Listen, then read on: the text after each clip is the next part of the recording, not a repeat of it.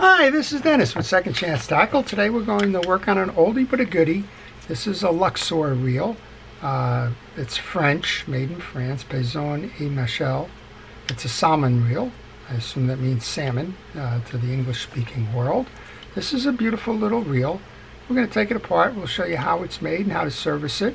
And this one is interesting. This one has a manual bail or a poom. This allows you to put the line on manually, release it, and then bring it back, so you do not need the bail trip mechanism, and you don't have the bail wire, and no, it's not missing. This is a manual bail reel, manual or poom, pick up manually reel. All right, let's take this apart. We'll show you how it's made, how to service it, how to put it back together again. I'm thinking this is the late 50s, early 60s. The spool comes off by removing the wing nut or the drag adjuster knob, and this is a nice heavy metal spool. The bottom here with that arrow point is going to interface with the click ring here, and that's going to make the noise when your spool is going backwards, letting the drag out. So while we take this apart, I want to suggest to you that you subscribe to my channel, and if you do subscribe to my channel, please hit the notification button. That'll let you know when I'm posting these pictures and videos, and you can decide whether those are ones that you want to watch. Alright, this one has a couple of oil ports on it. That's an oil port. You can remove that and add a few drops of oil. You do not need to remove that as part of the service. When I do this, I want to make sure that I have the anti-reverse dog out of the way. So this is the switch for the anti-reverse dog. We're going to move it over to the other side. So one of the things I want to do, if I can tune this up, this is one that I got as a lot of reels that were purchased. Actually, I purchased the parts, and this one was in that box. And one of the things I want to do is put some line on it and check out that manual bail, see how well it works. Alright, there's 3 small screws. I'm using a micro screwdriver to take those out. When I take those out, I put those into a parts tray. That parts tray is the bottom of a fast food container, and it's going to hold all those pieces and parts so that when I go to reassemble a reel, well, I know where they are. Alright, here's the removal of that. We have a big main gear in there. Let's take that out. Remember, the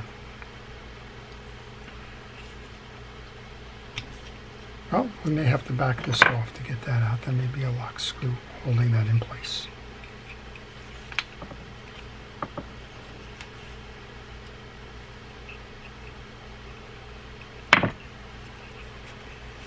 All right, there we go. Well, there's a little bit of tarnish, but there's also a little bit of dry grease on that shaft, so we're going to take care of that right away. I'm going to use a 4/0 steel wool, and I'm just going to make sure that I get it nice and smooth so that it slides easily when turned. This is a big old main gear here, and what you're going to see is a rather unique kind of approach here to oscillation. What we have is we have a main gear on the outside, very small gear on the inside. The main gear on the outside is going to interface with the pinion gear up top here on the rotor, and the smaller gear is going to interface right here with that gear, which is going to drive that oscillation shaft up and down. You'll see it move as I pull the oscillate. Well, you won't see it move that way, but there you go. All right, you can see that moving up and down. The main gear, the smaller gear is going to be on the top here, but you can see how that shaft goes up and down when I move that gear. All right, let's put these 2 things to the side. Actually, the easiest thing for me to do right now, just continue with this. I've steel wooled that, and I feel that it's nice and smooth. I've checked the teeth on the gear while I was doing that. We're going to grease the main gear. I'm going to come back in here. I notice there's a little bit of old grease on there while I'm doing this. I'm just going to use a wire brush to clean out that old grease.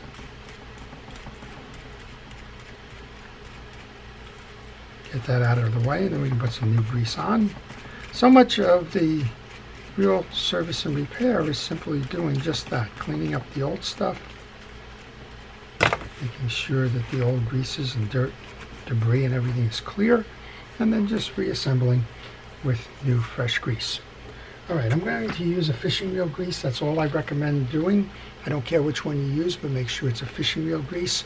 In this case, it's Penn Precision Reel Grease. And I use an artist's brush to put a good amount of the grease on.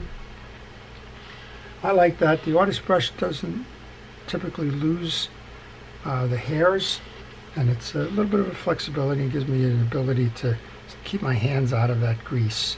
You have a nice long stick handle on this, and of course we did put some on the bottom and the back, and we can just take that, put that right into the case, which is, I guess, got a little tarnish on it. Let's get that out of there. Let's just go reseat that. And I think this probably is still an oil port. I don't believe that has anything to do with the gear itself and removal. I think it was just that there was some old grease on it. There's two screws here holding down this assembly. Looks like that oscillation gear is pinned to this assembly, so I think all we have to do is remove the two pieces here, and that'll remove the oscillation gear, which likely has a stud on the other side which goes into the axle shaft, and that'll enable me to remove that. I take the two screws out independent of each other, and I put them on the table and make sure that they are the same screw. You'd be surprised how many times you'll go remove a screw from an assembly and find out that it's a different screw on one side than the other. Both of these are the same. This should lift off.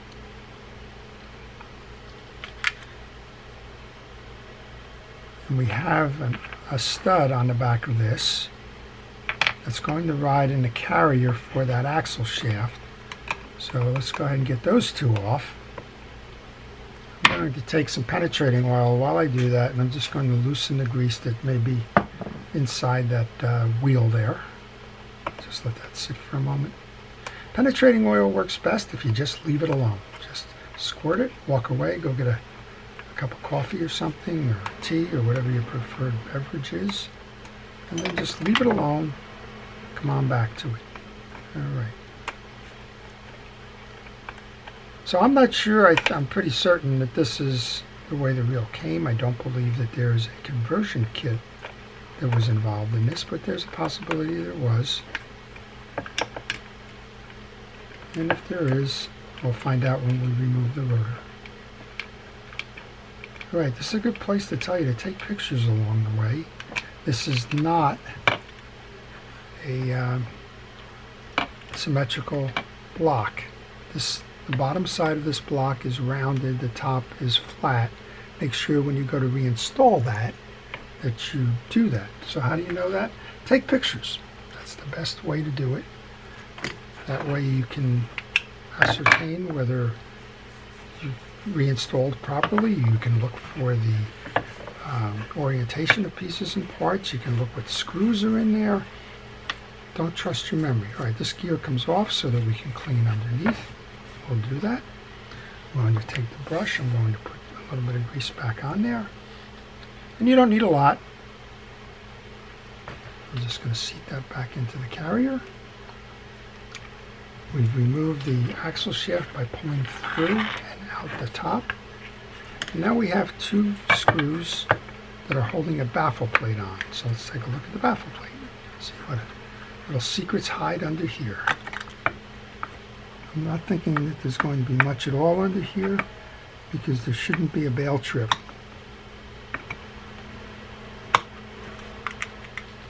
And that one seems to be particularly problematic here. Take your time, make sure that you match up the screwdriver with the screw. If you're not getting a grip, just check again. All right, those two are different than the two that came out of the oscillation block, so I will move them over to the side. I'm going to use a pick to remove the baffle plate and see what we have here. So I think we have a conversion. I'm thinking this was involved in the gear trip itself. It most certainly was involved in the gear trip itself. And I'm thinking that this The pickup manual was a later addition. All right, I think all we have to do here is remove that center nut. Let's find out what it is. I thought it was 12 millimeter, but that wasn't fitting well. I'm going to use a deep socket because of the ridge on this.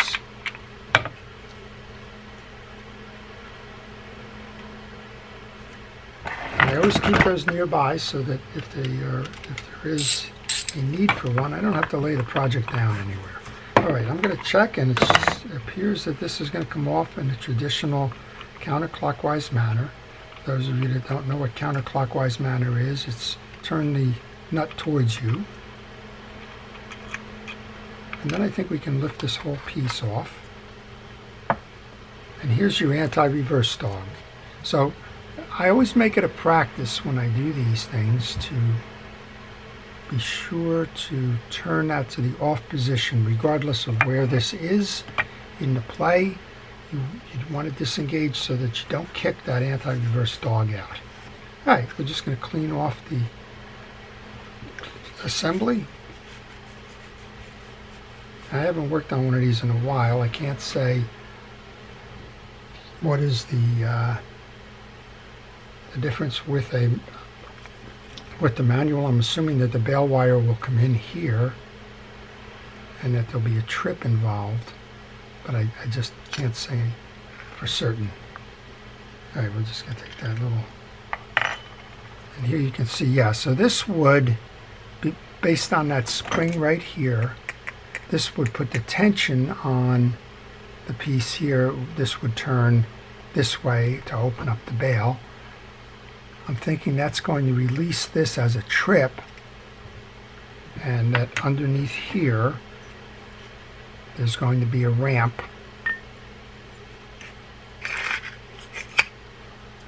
Probably the stud is going to have a ramp where it's going to shoot when it hits that. That's kind of the way that this is set up.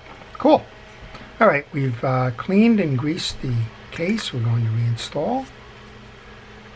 This one has a little stud coming out of it, very similar to the way a Mitchell baffle plate would ride. That goes in the slot there. That is the trip mechanism. There's no question about that. So if you are servicing one with a bail, that's where you're going to load that up. And when this would spin around, this is going to be fixed. When that would spin around, that will trip this wire mechanism here.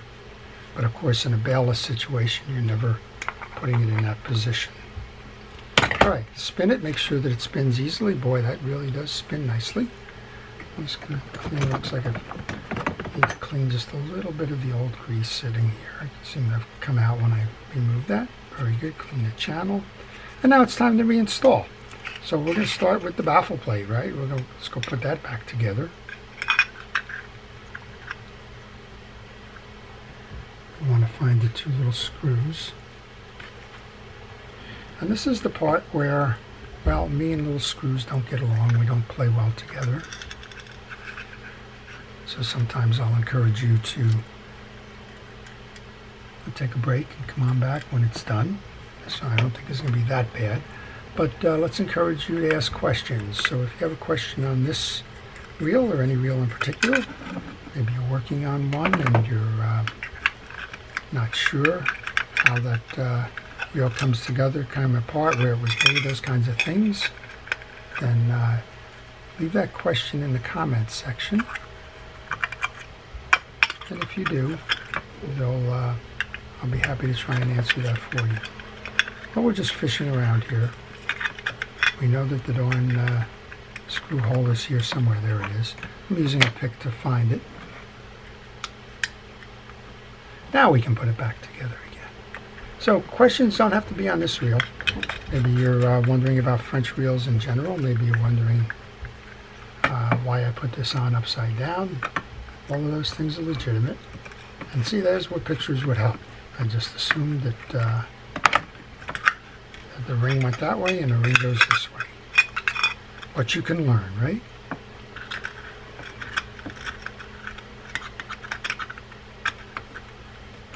Alright, you've used my pick again to locate the center of that hole. This time it'll go on a lot smoother.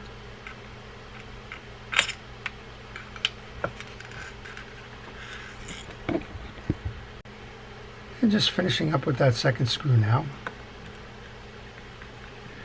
So not a lot of tools needed for this one. Just kind of an interesting setup to it all. Let's bring the axle shaft, which we've cleaned, bring that down. There is a flat side, and the flat side is going to face towards you as you insert that, just like that. Now we know we have that little carrier or crosswind block comes next. Remember what we said, there's two sides to that. Make sure you have the right side. Those of you that are having fun watching me with these small screws, well, your fun will continue.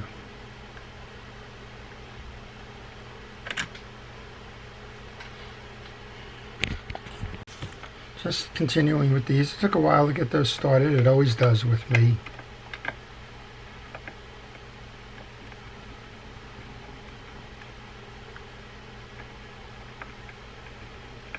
Alright, that's the second one. Now we have the tie down here. We have the crosswind gear. We have the stud. We've greased underneath. Now we're going to grease the face. We're going to grease the teeth. We do the same thing here. We check the teeth, make sure that they're all in the right position. Speaking of the right position, this stud is completely opposite where it is. I have this crosswind block below now, so let's move that down to the bottom. Flip this over, mount it into that little cavity there, and then we can bring the whole thing up and play with two more small screws. So, kind of interesting. So the reel is not that difficult to maintain. I think that there's a little bit more involved if you have the traditional bail setup. But overall, this one could be converted back to the traditional bail if you had one available, because all the internal workings are still there. A lot of times I'll find folks will buy these reels, convert them, and throw the other pieces away. Well, that becomes problematic if you ever want to convert it back. I find that all the time on some pen reels where people have removed the line guide feature, and then the next owner of that reel wants to restore that. Well, you look on it, and then you have to go buy the worm, the idler gear, the worm gear, the line guide. That gets expensive. So, word to the wise, if you think that you're going to make a conversion, don't throw the parts away. You may need them someday. Alright, now we have that main gear, and this one doesn't look like it's anything to mesh other than to mesh it with the proper orientation for the screws. So this is another time where it makes sense to have paid attention when you were doing this to where that logo was, where the port was when you took this off. These three are triangular, can go in any position. There's a little bit of a hint here. You have the indentation for that anti-reverse. But this is the way it will mount. And you need to make sure that you do it that way. And you just want to find the screw holes, line them up, and then place those three side plate screws. That's where pictures will help you. So the normal thing, I guess, would be to look at this reel side plate. You have the manufacturer's name, Luxor, right on top of this screw here, and it would say, well, if I held the reel up, Luxor would make sense being here, but the reel's always mounted on a pole, and that's why you'll see the naming of the brand easy to read when it's installed on a rod. So pay attention as you take them apart. It makes the reassembly a whole lot easier. Take those pictures. That always makes it easier as well if you get messed up along the way. I was just turning this a little bit just to make sure that that smaller gear meshed and that the side plate goes in firmly, and you just heard that nice little snap, which is a good indication that we've set that up right. Okay, those are your three side plate screws. So what you want to do now, take that handle, put that on, make sure that you have the oscillation right, when you turn the reel. It's a good time to identify it. There's no sense continuing on if you didn't feel something working right. Let's just do that. Well, we have a nice easy spin on this one, so all the well for that. Okay, let's one more piece here. Let's look at what's under the spool here from a drag system and work on that. So we have a little ring here that's a retention ring for the drag washers. Use a pick or something to pull that out. Be careful, that's a spring, so be very careful with it as you remove it. And let's see what we have under here. It looks like we only have one washer under here. That's possible. Yep, we only have one washer there. And a whole lot of greening. So I'm just going to use the blade of a screwdriver to scrape off the old top of the spool. I'll make sure it's clean because you won't get any drag action if you got that corrosion in there. And this is why servicing drag washers is important. I get a lot of folks saying, well, I don't use the drag that much. Well, why should I be doing something like that? Well, the answer is that when you need it, it will work.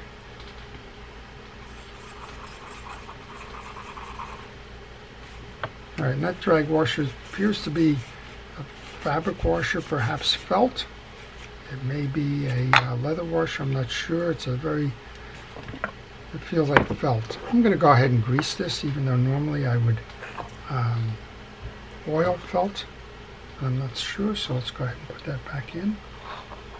I'm using a drag washer grease. Don't worry, don't panic. If you don't have a drag washer grease, use regular fishing reel grease. That will work fine. Go ahead and put the top clamp on. Now you want to seat this in, find the ridge where the spring will fit in. Get one side seated and walk it around. Sometimes you may need the assist of a screwdriver or something to push down with it. There we go.